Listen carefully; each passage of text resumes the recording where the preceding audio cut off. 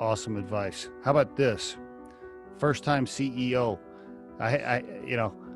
She's listening right now. She's listening. She had an idea. She started a company.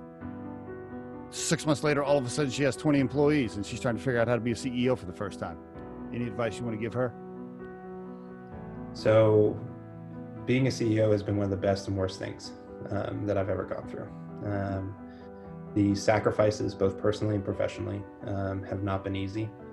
And you've got to be willing to be so bought into your mission to have to be able to answer those calls of, yeah, I've got 30 people that I'm accountable for.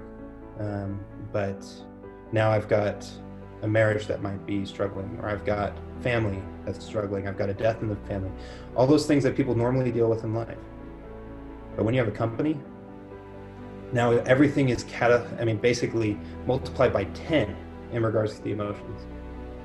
And one of the best things that I did recently, primarily because a lot of those emotions hit me again. I remember hitting them when I was struggling before we raised any capital, and I hit them again over the last couple of months, is I went to counseling.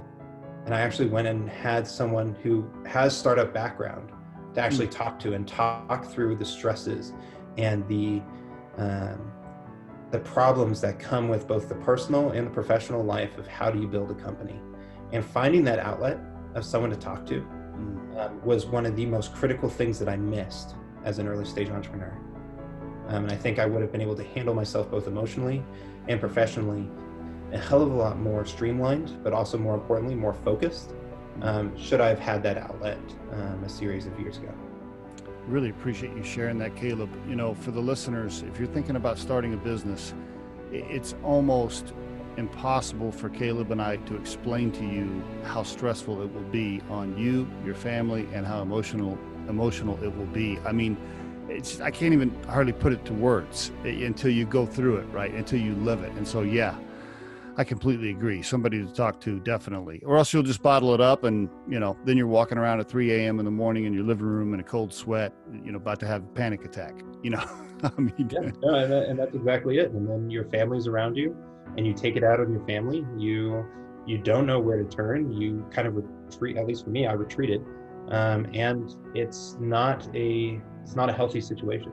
But the reality is that when you have employees in different countries and you have different stressors, you have investors knocking on your door, and you've got litigation, or you've got different things like that. It's how do you mentally work through it all and still make sure you care for the people that are around you? And that is something that I will continue to always struggle with, and something that I am still trying to learn myself as we continue to grow.